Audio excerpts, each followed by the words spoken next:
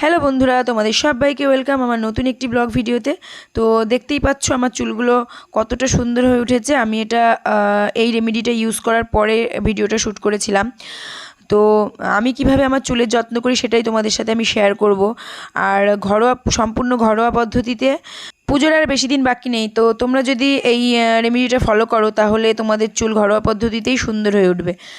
তো তোমরা জানো, আমাদের জীবনে কিট্টু আসার পর থেকেই আমার নিজের দিকে যত্ন নেওয়ার কোনো প্রশ্নই ওঠে না, তো চুল তো দূরে থাক। তো সেদিন রাতে চিরুনি দিয়ে চুল আঁচড়াতে গিয়ে অনেকগুলো চুল দেখে আমার তো মাথায় নষ্ট, যে এরপরেও যদি চুলের যত্ন না করি চুলটা পুরো একদম এই ঝাঁটার মতো চুলটা পুরো একদম টাকলু হয়ে যাবে। তো আগে অনেক চুলের যত্ন করতাম, কিন্তু এখন সত্যি কথা বলতে সেইভাবে চুলের যত্ন করাই হয় না, কারণ কিট্টুকে নিয়েই আমি ব্যস্ত ছিলাম।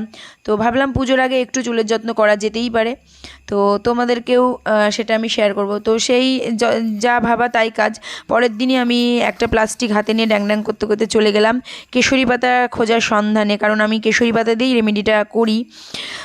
তো দেখতেই পাচ্ছ, আসলে এই কেশরী পাতা মাঠে ঘাটেই হয়ে থাকে খুবই নগণ্যভাবে, কিন্তু এর উপকারিতা প্রচুর চুলের দিক থেকে। তো আমি দেখো এক প্লাস্টিক পেয়েও গেছি, এখন আমি নিয়ে বাড়ির দিকে যাচ্ছি। আর তারপর আমি গেছিলাম একটু বাজার থেকে এসে তারপর আমি ইয়েটা করব, মানে যেটা করার করব। এখানে নিয়েছি আমি আগের দিন রাতে একটু মেথি ভিজিয়ে রেখেছিলাম। মেথিটা খুবই চুলের গোড়া শক্ত করতে খুবই উপকারী। আর কেশরী পাতার তো চুলের জন্য এর জুড়ি মেলা ভার খুবই ভালো। আর আমি কটা জবা ফুল নিয়ে নিয়েছি। জবা ফুল হচ্ছে ন্যাচারাল, হচ্ছে কন্ডিশনারের মতো কাজ করে। আর একটা আমলকি নিলে ভালো হতো, কিন্তু আমি আমলকি বাজারে গেছিলাম কিন্তু পাইনি, সেজন্য আর আমার আমলকিটা দেওয়া হয়নি। তো তোমরা যদি পাও আমলকিটা অবশ্যই দিও, তাহলে চুল কালো রাখতে খুবই উপকারী।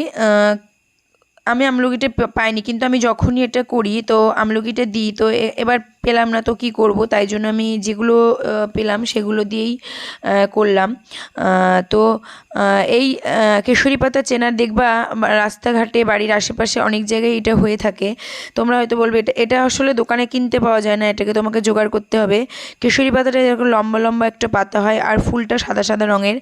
তোমরা দেখে নাও, এটা দেখলেই বুঝতে পারবে যে এগুলোকে কেশরী পাতা বলে। এগুলো কিছুটা তুলে নিয়ে আসলে, মানে আমি যতটা তুলেছি আমার চুলে হয়েও বেশি হয়ে গেছে, তো তার সেরকমই কাজ করবে। আর আমি এই সবগুলো পেস্ট করে নেব। পেস্টটা করতে সামান্য একটু জল দিতে হবে, একটা কাদা কাদা টেক্সচার আনতে হবে, কারণ মাথায় দিতে তাহলে সুবিধা হবে। আর যদি এটা শুধু করা যায় শুকনো শুকনো মতো হবে, শুকনোটা মাথায় দিতে সমস্যা, তাই জন্য একটু জল তো দিতেই হবে।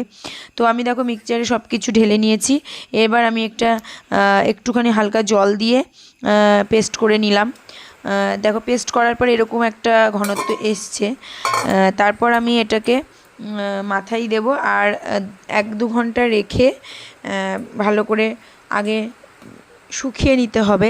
শুকানোর পরে জল দিয়ে ভালো করে মাথাটাকে ধুয়ে নিয়ে তারপর শ্যাম্পু ইউজ করতে হবে। আর কন্ডিশনার ইউজ করতে পারলে তো খুবই ভালো, তবে আমি কন্ডিশনারটা ইউজ করিনি, কারণ জবা ফুলের যে একটা কন্ডিশনার ন্যাচারাল কন্ডিশনারিং কাজ করে সেটাতেই আমার হয়ে যায়, আমি কখনো করি না। তো তোমরা চাইলে করতে পারো। তো এরপরে দেখো আমি মাথায় দিয়ে নিয়েছি সম্পূর্ণ মাথায়, আর এরকম আমি খোপা মতো করে নিয়েছি, কারণ আমি কিট্টুকে ধরতে হবে। এটা চুলটা ছেড়ে দিলে আর কি শোকাতে সুবিধা হয়। আর আমি একটা এরকম পুরনো ছেঁড়া গামছা পিঠে নিয়েছি, যাতে কোনো রকম, আসলে কেশরী পাতার কালো স্পট পড়ে যায় জামা কাপড়ে পরলে, তো তার জন্যই আমি এরকম করেছি।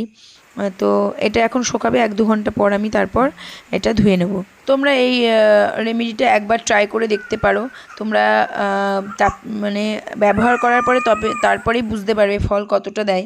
তো এই দেখো আমি চুলটাকে ধুয়ে ঘরে চলে এসেছি এবং চুলটাকে আঁচড়ে নিয়ে দেখো তোমাদের সামনে দেখছি ফলটা তোমরা সামনেই দেখতে পাচ্ছ কতটা সুন্দর। এবং আমি কোনো রকম কোনো কন্ডিশনার ইউজ করিনি, এমনি নর্মাল শ্যাম্পু দিয়ে শ্যাম্পু করেছি। এর ফলটা অনেকটাই মানে একবার ইউজ করাতেই চুলটা খুব স্মুথ হয়ে গেছে। তোমরা এটা ইউজ করতে পারো, এটা খুব ভালো ফল দেবে। তোমাদের যদি আমার এই ভিডিওটি ভালো লেগে থাকে তবে অবশ্যই লাইক করে দিও এবং কমেন্টের মাধ্যমে জানিও, এবং সাবস্ক্রাইব করে পাশে থেকো।